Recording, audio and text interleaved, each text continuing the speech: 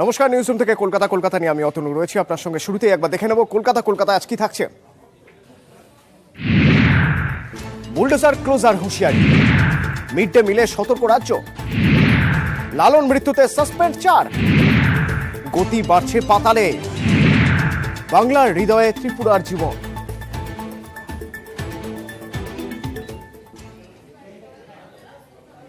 এবং আরো একবার কেন্দ্রের বিরুদ্ধে সুর সপ্তমে মমতা বন্দ্যোপাধ্যায়, যেখানে তিনি বুলডোজার তত্ত্ব নিয়ে এলেন। বলছেন বুলডোজার যদি চলে তাহলে ক্লোজার হবে। প্রথমে সেই খবর।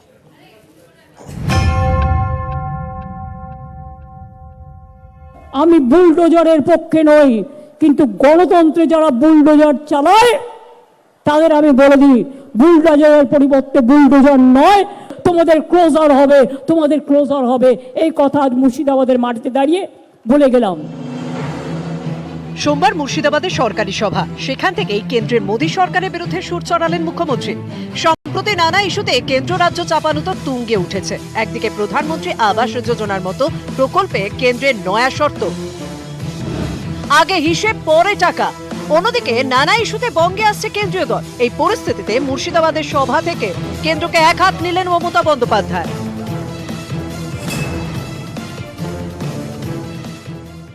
আমি বুলডোজারের পক্ষে নই, কিন্তু গণতন্ত্রে যারা বুলডোজার চালায় তাদের আমি বলে দিই, বুলডোজারের পরিবর্তে বুলডোজার নয়, তোমাদের ক্লোজার হবে, তোমাদের ক্লোজার হবে। এই কথা আজ মুর্শিদাবাদের মাটিতে দাঁড়িয়ে বলে গেলাম। রোজ সেন্ট্রাল টিম পাঠাচ্ছে, যেন ভারতবর্ষের কোথাও ঘুরতে যাওয়ার দরকার নেই। দিল্লিতে পাঠাচ্ছে না তো, গুজরাটে মেরে দিচ্ছে, সেন্ট্রাল টিম যায় না। আসামে এনআরসি নিয়ে লক্ষকে বিপদে ফেললে তোমার সেন্ট্রাল টিম যায় না। উত্তরপ্রদেশে অত্যাচার হলে সেন্ট্রাল টিম যায় না।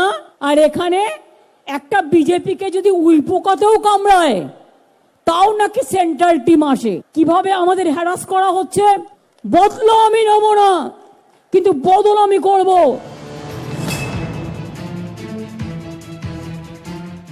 কেন্দ্রীয় সরকার 100 দিনের কাজের টাকা দেয়নি, কাজ করিয়ে। গ্রামীণ যে বাড়ি, বাংলার বাড়ি, তার টাকাও দিচ্ছে না।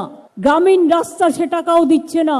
কেউ যদি মনে করে থাকে এটা বিজেপির নিজস্ব জমিদারি, নিজস্ব তহবিল, তাহলে ভুল করছেন। মানুষের টাকা মেরে, মানুষকে ভাতে মেরে, বাংলাকে ভাতে মেরে, বিরোধী দলগুলো যেখানে আছে তাদের ভাতে মেরে এ কেন্দ্রীয় রাজত্ব চলবে না, চলবে না, চলবে না। এটা আপনাদের মনে রাখতে হবে। কমাস পরেই বঙ্গে পঞ্চায়েত নির্বাচন, গ্রামের ভোট। তার আগে কেন্দ্রে বিজেপি সরকারকে নিশানা করে মমতা বন্দ্যোপাধ্যায়ের সুর সপ্তমে। নিউজ 18 বাংলা। জঙ্গিপুরের তৃণমূল বিধায়ক জাকির হোসেনের বাড়িতে তল্লাশি চালিয়ে বাড়ি এবং চাল করে তল্লাশি চালিয়ে আয়কর দপ্তর 11 কোটি টাকা উদ্ধার করেছিল। এবার সেই ঘটনার প্রেক্ষিতে ষড়যন্ত্রের অভিযোগ তুললেন মমতা বন্দ্যোপাধ্যায়, তোপ দাগলেন কেন্দ্রের দিকে। মনে রাখবেন, জাকির একটা বিড়ি শিল্পপতি। তোমার যদি দোষ থাকে তুমি নিশ্চয়ই আইনত তার ব্যবস্থা করবে। কিন্তু জাকির শুধুমাত্র তৃণমূল কংগ্রেস করে বলে তার যে 20,000 বিড়ি কর্মী আছে সেটা তোমার চোখে দেখো না? তাদের মাইনেটা কি ব্যাংকে দেবে? কটা বিড়ি শ্রমিকের ব্যাংকের অ্যাকাউন্ট আছে? কটা বিড়ি শ্রমিকের আছে? জাকির যথেষ্ট সেফ অ্যান্ড সাউন্ড, ওরা বুঝে নেবে ওদেরটা। ওকে তো প্রাণে মারারও চেষ্টা করা হয়েছিল। আমার দুর্ভাগ্য, কোনো একজনকে এখানে দায়িত্ব দেওয়া হয়েছিল দলের পক্ষ থেকে কাজ করবার জন্য, এবং তিনি লাইন করে তৃণমূলের কোন লোকটা শক্তিশালী তার বাড়িতে পাঠিয়ে দিচ্ছে। আমি বলি, পরের বাড়িতে পাঠানোর আগে বাবু নিজের চেহারায় নিজের মুখটা তো আগে আপনারা দেখুন। Charity begins at home. নিজেদের বাড়িগুলো আগে সার্চ করান, ইডিকে দিয়ে করান, সিবিআইকে দিয়ে করান, ইনকাম ট্যাক্সকে দিয়ে করান, তারপরে তৃণমূলের করবেন। ব্যবসায়ীর বাড়িতে আয়কর হানা নতুন কিছু নয়। রাজ্যে পশ্চিমবঙ্গ সরকার না, তৃণমূল কংগ্রেস সরকার চলছে। কটাক্ষ বিজেপি। আয়কর যে অর্থ বাজেয়াপ্ত করেছে সেই অর্থের আপনি হিসাব জাকির হোসেন দিতে পারেন, সে টাকা ফেরত পাবেন। বহু ব্যবসায়ীর বাড়িতে প্রতিনিয়ত যুগ যুগ ধরে আয়কর হানা চলেছে, এটা নতুন কোনো ঘটনা নেই, এটা তো আয়করের কর্মপদ্ধতি। আর এই মুহূর্তে কেন্দ্রে যে সরকারটা আছে সেটা ভারত সরকার, বিজেপি সরকার নয়। পশ্চিমবঙ্গে যে সরকারটা চলছে সেটা 11 বছরের চেষ্টায় তৃণমূল কংগ্রেস পশ্চিমবঙ্গ রাজ্য সরকার বানাতে পারেনি, ওটা তৃণমূল কংগ্রেস সরকার হিসেবেই থেকে গেছে। সুতরাং সেই বোধ থেকে, সেই আঙ্গিক থেকে, সেই রাজনৈতিক সংস্কৃতি থেকেই তৃণমূল বারবার এ ধরনের আক্রমণ নিয়ে আসে মানুষের সামনে। জাকিরের পাশে মমতা, কটাক্ষ সিপিআইএম এর। মমতা মুখ্যমন্ত্রী তিনি বলেছেন জাকির হোসেন ভালো, তাহলে অবশ্যই ভালো। মুখ্যমন্ত্রী যখন বলেছেন তাহলে খারাপ হবে কেন? ভালো, আমিও বলছি ভালো। কিন্তু লোকে বলছে আচ্ছা ভালো যে জাকির হোসেন, তাকে আপনি মন্ত্রী থেকে বাদ দিলেন কেন? উনি তো মন্ত্রী ছিলেন, মমতার সরকারের মন্ত্রী ছিলেন। এদিকে বলছেন ভালো, তাহলে মন্ত্রী থেকে বাদ দিলেন কেন? লেনা দেনার অসুবিধা হয়েছে? মিড ডে মিল নিয়ে এবার সতর্ক রাজ্য। কেন্দ্রীয় দল আসার আগে স্কুল পরিদর্শনের নির্দেশ এবং যত দ্রুত সম্ভব সে রিপোর্ট জমা দিতে হবে। প্রতিনিধি সোমরাজ আমার সঙ্গে রয়েছেন। সোমরাজ, কেন এই পদক্ষেপ, কেন?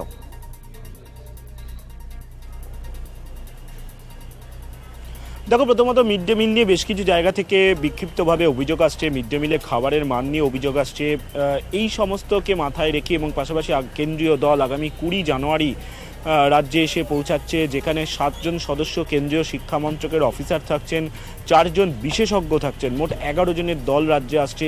তার আগে গোটা রাজ্যের কি অবস্থা মিড ডে মিল নিয়ে সেই সম্পর্কে বিশদে অবহিত হতে চায় রাজ্য স্কুল শিক্ষা দপ্তর ও নবান্নের শীর্ষ মহল। তার জন্যই আজ থেকে আগামী 4 দিন প্রত্যেকটি ব্লকে ব্লকে ধরে, অর্থাৎ ব্লক ব্লক ভিত্তিক প্রত্যেকটি স্কুলে স্কুলে পরিদর্শন করবেন স্কুল শিক্ষা দপ্তরের অধীনস্থ বিভিন্ন জেলা স্কুল বিদ্যালয় পরিদর্শক, সাব ইন্সপেক্টর অফ স্কুলস থেকে যারা মিড ডে মিলের অফিসার ইনচার্জ, তারা বিভিন্ন স্কুলে পরিদর্শন করবেন, তার রিপোর্ট দেবেন। প্রত্যেক দিনের রিপোর্ট আপলোড করতে হবে স্কুল শিক্ষা দপ্তরের ওয়েবসাইটে, এই মর্মে আজ জেলাগুলিকে নির্দেশ দেওয়া হয়েছে। এর একটা কারণ অবশ্যই, যেহেতু রাজ্যে কেন্দ্রীয় দল আসছে, তার কারণ জয়েন্ট রিভিউ মিশন, যা কেন্দ্রীয় শিক্ষা মন্ত্রকের 11 জন আধিকারিক সঙ্গে রাজ্যের কয়েকজন আধিকারিক থাকবেন। যৌথভাবে এই জয়েন্ট রিভিউ মিশন পরিচালনা করা হবে। মিড ডে মিল নিয়ে তাদের 16 দফায় দায়িত্ব দেওয়া হয়েছে, যেগুলি মূলত তারা যে বিষয়গুলি নিয়েই তারা নজরদারি করবেন। অবশ্যই মিড ডে মিল নিয়ে সাম্প্রতিক সময় গোটা রাজ্য জুড়ে এইভাবে স্কুল ধরে ধরে পরিদর্শনের নজির নেই। অনেকেই বলছেন যেহেতু রাজ্যে কেন্দ্রীয় দল আসছে, সেই কারণকে মাথায় রেখেই রাজ্য জুড়ে প্রত্যেকটি জেলায় জেলায় ব্লক ধরে ধরে স্কুলগুলিকে পরিদর্শন করে নেওয়া। সাম্প্রতিক সময় মিড ডে মিল নিয়ে কোনো অভিযোগ আছে নাকি, যদি কোনো অভিযোগ থাকে সেক্ষেত্রে মিড ডে মিলের সঙ্গে যারা যুক্ত, অর্থাৎ সংশ্লিষ্ট স্কুলের শিক্ষক শিক্ষিকা থেকে শুরু করে অভিভাবক অভিভাবিকা, সবার সঙ্গেই কথা বলবেন স্কুল শিক্ষা দপ্তরের আধিকারিকরা। 19 জানুয়ারির মধ্যেই গোটা প্রক্রিয়াটি শেষ করার নির্দেশ দেওয়া হয়েছে। অর্থাৎ কেন্দ্রীয় দল আসার আগে রাজ্য সরকার তার হাতে একটা নিজস্ব রিপোর্ট রাখতে চাইছে মিড ডে মিল নিয়ে, তার জন্যই এই পদক্ষেপ বলেই মনে করা হচ্ছে। ধন্যবাদ সোমরাজ।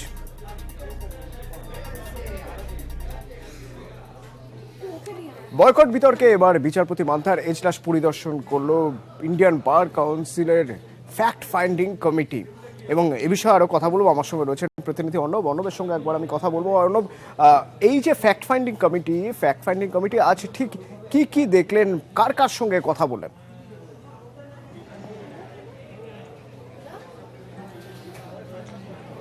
দেখো, প্রায় 5 ঘন্টার একটা পুরো ভিজিট।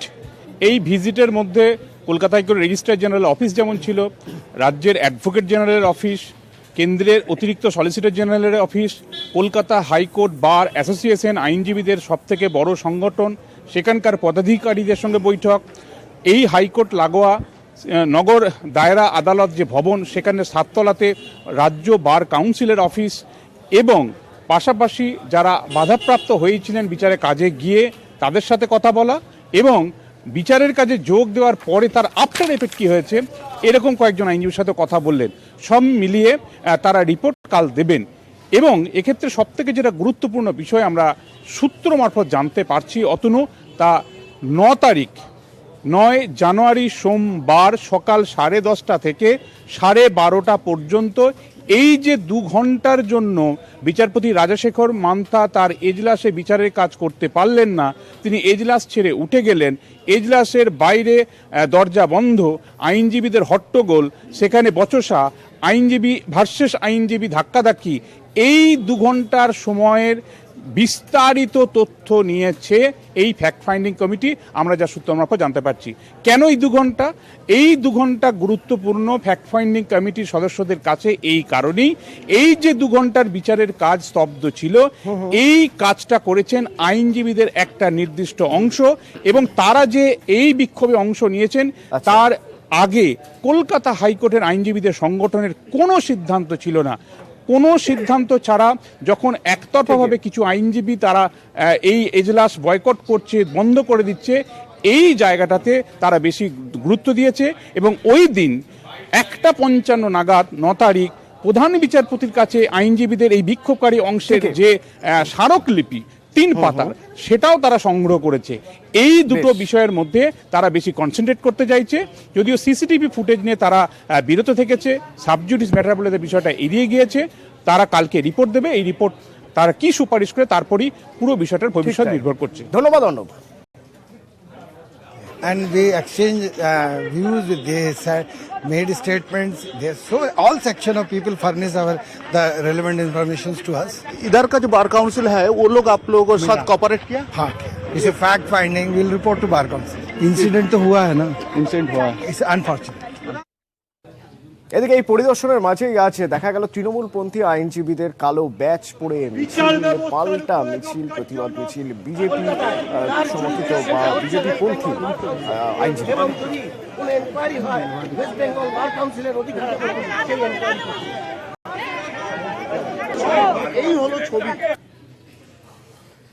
সিবিআই হেফাজতে লালন শেখের মৃত্যু এবং এই ঘটনার প্রেক্ষিতে 4 জনকে সাসপেন্ড করা হলো এবং বিচার বিভাগীয় তদন্ত চলবে। ক্যামেরায় অর্চন রায় গোস্বামীর সঙ্গে অর্পিতা হাজরা, নিউজ 18 বাংলা। ছাত্র সংসদের নির্বাচনের দাবিতে যাদবপুর বিশ্ববিদ্যালয়ে আজ বিক্ষোভ মিছিল, পড়ুয়াদের অরবিন্দ ভবনের সামনে আজ বিক্ষোভ দেখান পড়ুয়া।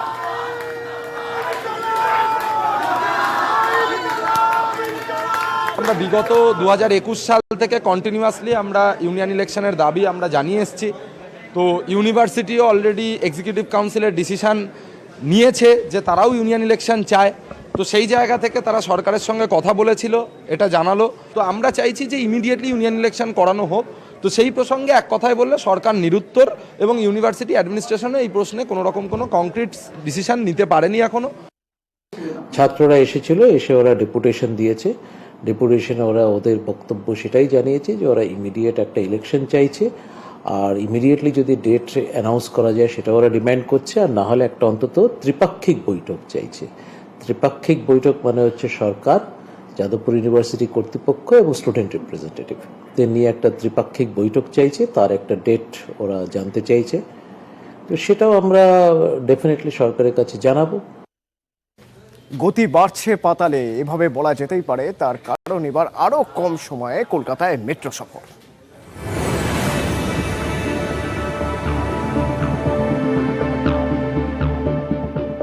কলকাতা মেট্রো মহানগরীর লাইফলাইন। পাতাল পথে প্রতিদিন লাখো যাত্রী যাতায়াত, এবার সেই পাতালে গতি বাড়ছে।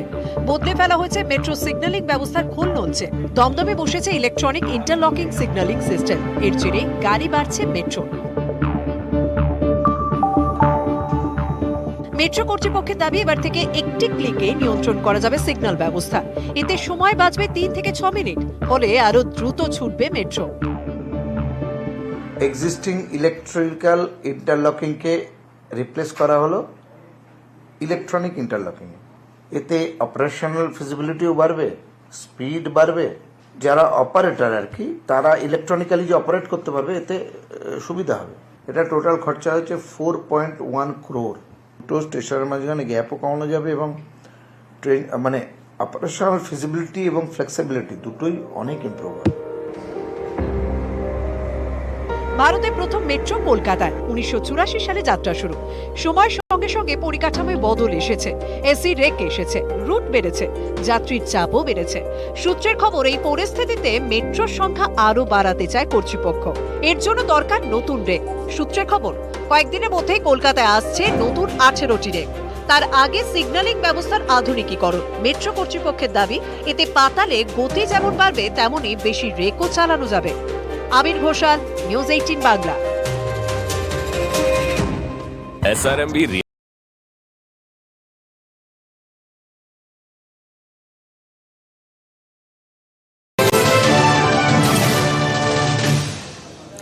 এক সফল অস্ত্রোপচার। মুকুন্দপুরের এক হাসপাতালে সফল অস্ত্রোপচারের পর বোধহয় বলাই যায় বাংলার হৃদয়ে ত্রিপুরার নতুন জীবন।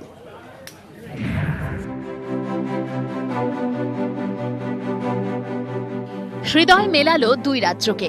বাংলার এক ব্যক্তির হার্ট বসল ত্রিপুরার এক ব্যক্তির বুকে। সফল অস্ত্রোপচার কলকাতার বেসরকারি হাসপাতালে। ত্রিপুরার সিপাহীজলার বাসিন্দা রঞ্জিত রায়, বয়স 48। দীর্ঘদিন ধরে হার্টের সমস্যায় ভুগছিলেন। কয়েক বছর আগে ত্রিপুরায় একটি স্বাস্থ্য শিবিরে ধরা পড়ে ডায়ালেট কার্ডিও মায়োপ্যাথি রোগে আক্রান্ত রঞ্জিত। এর জেরে হাঁটা চলা প্রায় বন্ধ হয়ে যায়। তখনই রঞ্জিতকে হার্ট প্রতিস্থাপনের পরামর্শ দেওয়া হয়, কিন্তু হৃদযন্ত্র মিলবে কোথা থেকে চলছিল খোঁজ। এরই মাঝে সম্প্রতি বর্ধমানের নাট্যকর্মী হিরণময় ঘোষের এসএসকেএমে ব্রেন ডেথ হয়। তিনি দেহদান করে গিয়েছিলেন। সঙ্গে সঙ্গে খবর পাঠানো হয় ত্রিপুরায়। ত্রিপুরা থেকে কলকাতায় আসেন রঞ্জিত রায়। কলকাতার বেসরকারি হাসপাতালে তার অস্ত্রোপচার হয়। বর্ধমানের নাট্য ব্যক্তিত্বের হৃদযন্ত্র প্রতিস্থাপন করা হয় ত্রিপুরার রঞ্জিতের শরীরে। আমাকে যে সুস্থ করে দিয়েছে, আমি কি বলে যে ধন্যবাদ জানাবো, আমার ভাষা নেই। ত্রিপুরা রাজ্যের পক্ষ থেকে, শুধু আমার ব্যক্তিগত তরফ থেকে না, ত্রিপুরা রাজ্যের ৩৫ লক্ষ জনগণের পক্ষ থেকে আমি ওনাকে অনেক অসংখ্য ধন্যবাদ জানাই। দেশকাল সীমানার গণ্ডি মুছে গিয়ে ত্রিপুরার প্রথম ব্যক্তি যিনি, যার হার্ট ট্রান্সপ্লান্ট হলো এই কলকাতায়। আর সত্যি চিকিৎসক রোগীর সম্পর্কের যে অবনতির কথা বলা হয়, তার বাইরে বেরিয়ে এক ব্যতিক্রমী উদাহরণ এই হার্ট ট্রান্সপ্লান্ট। ক্যামেরা শশীপাল চৌধুরীর সঙ্গে Abhijit Chanda, news 18 Bangla, Kolkata. SRMB real steel है स्मूथ और फ्लेक्सिबल, जो बनाए ग्रिल्स को खूबसूरत और लोगों को दीवाना। क्या मास्टर स्ट्रोक है मैडम। मेरा नहीं, SRMB रियल स्टील का।